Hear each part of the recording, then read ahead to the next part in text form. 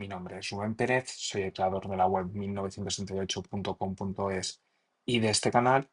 Y hoy voy a hacer un vídeo de urgencia en el cual vamos a dejar un poco de lado el tema de las criptomonedas y de los diferentes procesos de capítulo 11 que estamos teniendo con Celsius Network y con BlockFi para hablar de un tema que tengo bastante experiencia y creo que ahora en este momento puedo aportaros información de bastante utilidad, ya que sí que es cierto que me he dado cuenta de que se están hablando, se están generando muchas noticias y teóricamente pues cada uno está analizando lo que ha sucedido en España hace 2 días con este tremendo apagón que ha habido de todo el sistema eléctrico. Y os tengo que contar que yo, pues antes de ejercer como profesor, pues lo que estaba haciendo era un trabajo de ingeniero informático en una empresa que se dedicaba a la distribución, comercialización y producción de energía eléctrica en una parte de España.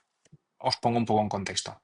En España hay muchísimas distribuidoras. Exactamente hay 344 en total.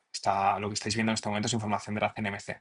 Sí que es cierto que la mayoría de los abonados, no clientes, abonados, a explicar un poco la diferencia, dependen de estas empresas que estáis viendo en este momento por pantalla. Endesa, Iberdrola, Gas Natural. Esto es la distribución. La distribución es una parte de la generación de la energía. En este sentido, por una parte, el mercado eléctrico español se basa en estas tres grandes, bueno, estas tres, bueno, cuatro pondría, por aquí decirlo, porque el consumo sería la comercialización, ¿no? Patas, en la cual por una parte está la generación de energía, que puede ser generación de energía de gas, generación de energía hidroeléctrica, generación de energía solar, generación de energía nuclear. Tenemos un transporte a nivel, como por así decirlo, de autopista, que le correspondería a red eléctrica. Después tenemos una distribución que sería la media y la baja tensión, que son los cables que llegan hasta nuestro domicilio desde esas autopistas. Y esto estaría encargado pues Endesa, estaría encargado Iberdrola, las diferentes empresas que son oligopolios. ¿Por qué son oligopolios? Porque su único cliente es el Estado. Y el Estado garantiza, a través de diferentes normativas, pues que reciban una retribución a cambio de que mantengan ese cable que te permite llegar a la luz que diferentes comercializadoras venden esa energía eléctrica que llega a tu suministro. Este parte tostón es un poco introductoria y es lo que os quería un poco transmitir. Tú puedes elegir y eres cliente de la comercializadora. Hay millones de comercializadoras, pero distribuidoras hay las que marca el Estado. Y esa normativa te indica que hay en este momento, pues eso, 334. Cada uno, dependiendo de la zona, tendrá una determinada distribuidora. Esto no es como las telecomunicaciones. Aquí el cable de la luz, como os habéis dado cuenta, no pueden haber 5 cables de la luz, como por ejemplo sí que pasa con Telefónica, Digi, Orange, Vodafone, que en vuestro domicilio os habréis dado cuenta de que hay 5 cables de fibra diferentes. Es otro modelo de distribución de telecomunicaciones que en este sentido sí que buscaron replicar el sistema, pero en el tema de distribución de energía, aunque hubo un intento en el año 2000 corto, 4 o 5, al final se optó por eso, sistema oligopolio, se retribuye a través de BOE, a través de una normativa que está marcada con una fórmula y nada más. Bueno, este es el contexto del sistema eléctrico español, ya para que veáis que yo como ex trabajador que se dedicaba a mantener el sistema SCADA que gestionaba que todos los pueblos de una determinada zona de España tuvieran luz, os puedo decir que me lo sé bastante bien y entonces entiendo qué es lo que ha pasado. A partir de aquí, ¿qué es lo que pasa? Y este dibujo de los 20 minutos me ha encantado bastante. Y es que tenemos que entender el concepto de isla, ¿no? Que se dice. Y que automáticamente solamente estamos conectados por Francia por una determinada zona, aunque por aquí se está haciendo una interconexión para ampliar la capacidad de potencia que nos podamos comunicar con ellos. Y por la parte sur, pues con Marruecos, también tenemos una conexión eléctrica, ¿no? Y eso que nos beneficios nos da, pues un beneficio muy claro, que por ejemplo cuando en Alemania tienen que consumir mucho gas para producir mucha electricidad, pues nosotros como no estamos al 100% conectados con el resto de Europa, podíamos tener unos precios un poco más atenuados que ellos, porque dependíamos de otro mix energético totalmente diferente. Y este hecho, pues que nos es beneficioso en determinadas épocas donde el coste es muy elevado en Europa, cuando tenemos problemas como lo aconteció el lunes, pues se nos cambia y se nos pone muy en contra. ¿Por qué os lo digo eso? Estaba leyendo este hilo de Chataca porque realmente me gusta como una web que informa de todo. Y han hecho una radiografía de lo que ha pasado y es lo que yo consideraba que había pasado. Ese día a las 12 exactamente, yo estaba en mi domicilio y cuando yo digo, bueno, ha habido un apagón, típico apagón, pues algún problema en algún tendido eléctrico, pues porque ha caído un árbol en no sé, en un cable eléctrico y por lo tanto pues ha habido una zona de mi pueblo y digo, que ha sido afectada. Pero de repente cuando leí que en Twitter que habían diferentes sitios en España donde estaban quedándose sin luz, yo dije, esto es que ha habido un problema. Yo primero, en principio, yo os voy a ser sinceros en este vídeo, yo achaqué a un gran productor o que una central nuclear o térmica había tenido algún problema y que por lo tanto había efectuado el efecto en cadena que estabais viendo en este momento, o estábamos sufriendo en ese momento. Y ya les advertí en ese momento a mis amigos en WhatsApp, digo, tenemos comunicaciones, pero esto no lo podrán solucionar hasta que no activen una central en este sentido de gas, que yo creía que solamente había fallado un punto de generación. Y digo, hasta que no activen una central de gas, que es lo más rápido que tienen, o una térmica en su defecto, no vamos a tener luz. Entonces puede ser que sean 5 o 6 horas muy rápidamente. Y yo digo, en 1 o 2 horas vamos a dejar de tener telecomunicaciones. Y es muy simple, porque los puntos de repetición de las empresas de telecomunicaciones tienen baterías.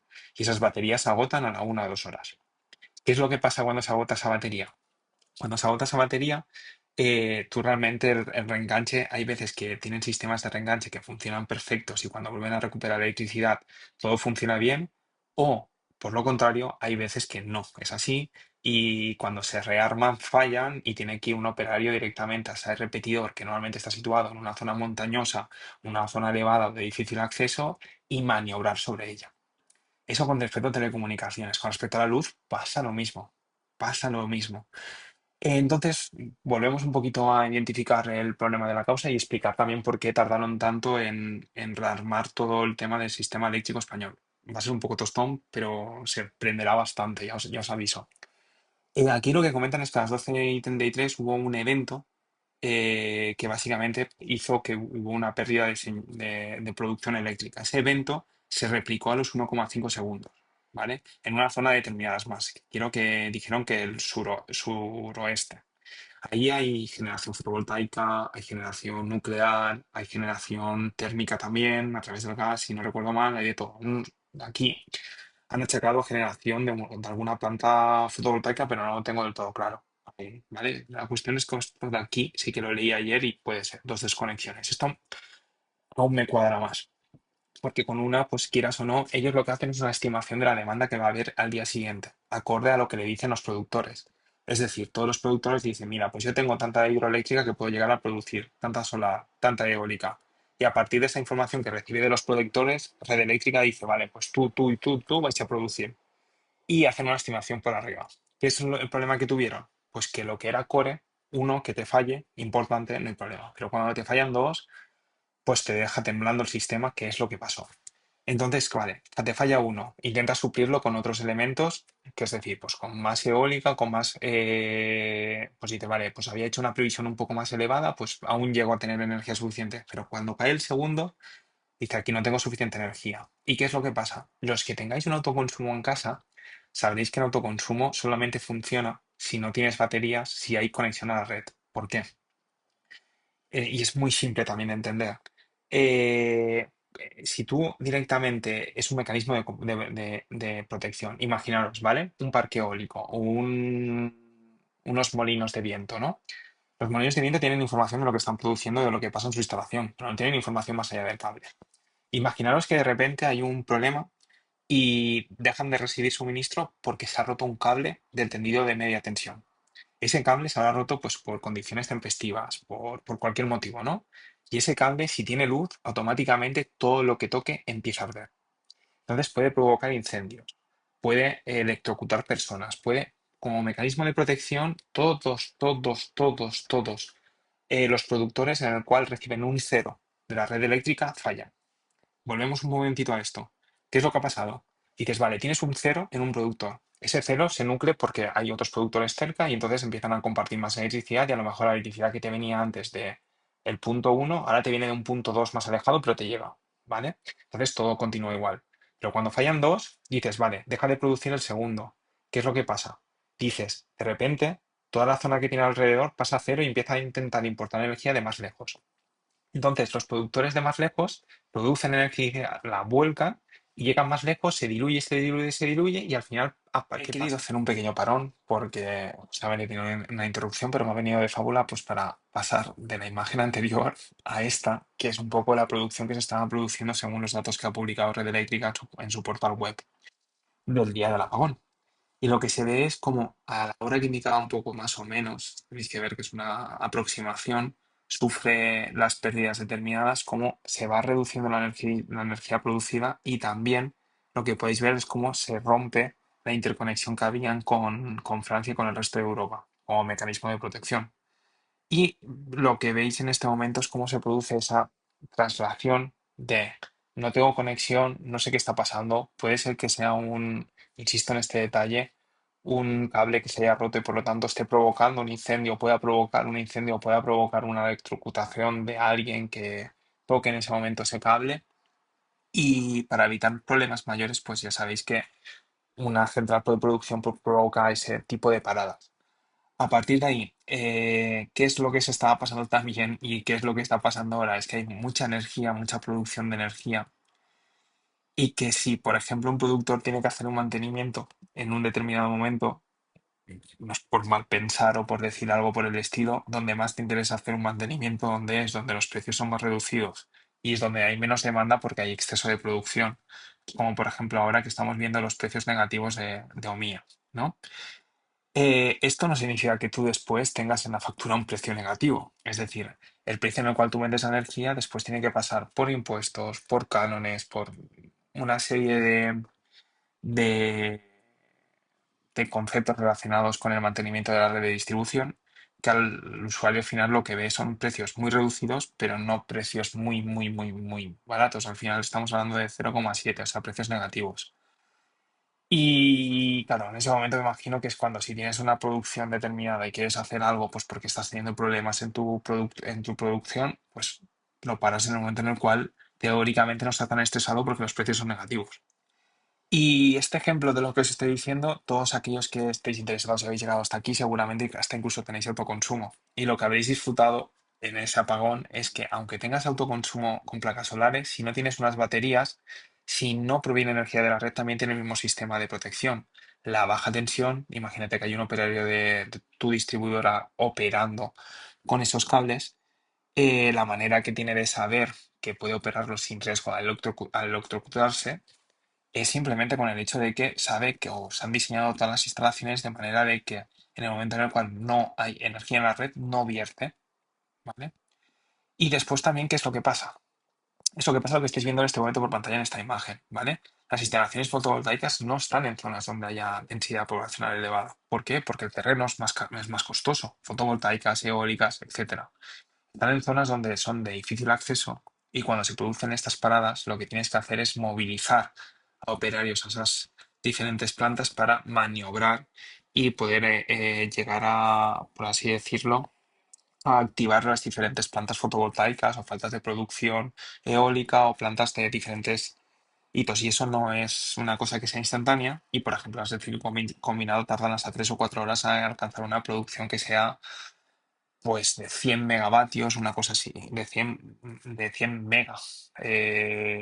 vatios, sí, exacto, que estaba diciendo yo, aún no llega a los gigas, o 200. Entonces, al final el problema que había es eso, que tenías por una parte que maniobrar sobre zonas que necesitabas que mover a personal cualificado para poder rearmar las producciones, después tenías que también, piensa que se habían perdido las telecomunicaciones, no podías llegar a realizar un telemando desde tu punto de gestión, y todo eso se tenía que hacer, dejar de hacer, por así decirlo, a distancia y hacerlo manualmente a la antigua usanza interactuando o operando directamente con los diferentes puestetes, líneas, subestaciones. Y era cosas que son bastante complicadas, bastante complejas, y pensad que estáis trabajando con electricidad, es decir, que cualquier mala praxis puede suponer un riesgo para la salud de las personas que estén ejecutando. Quería disculparme por el audio porque realmente ha sido con los micrófonos, con los iPods y no se oye tan bien como me gustaría. En casa tengo mejores audios, pero la verdad es que estaba leyendo tantas noticias sobre estos diferentes temas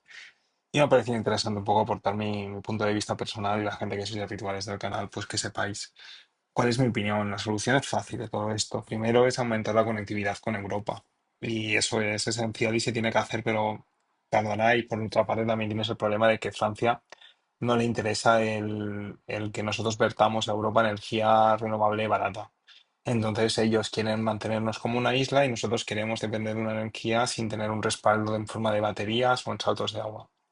Y puede volver a pasar, sí, puede volver a pasar porque podemos volver a tener problemas con determinados productores y más aún cuando el aumento o la exigencia por parte de la industria con los consumos energéticos va en aumento, no va en disminución. El coche eléctrico y cada vez estamos más informatizados y tenemos más dispositivos. Solución no es fácil, no es fácil. Pero bueno, no es un sector que esté parado, no es un sector que no invierta en innovación, no es un sector que exija que se innove, al contrario, estamos hablando de que hay grandes inversiones, pero quedan muchas por hacer.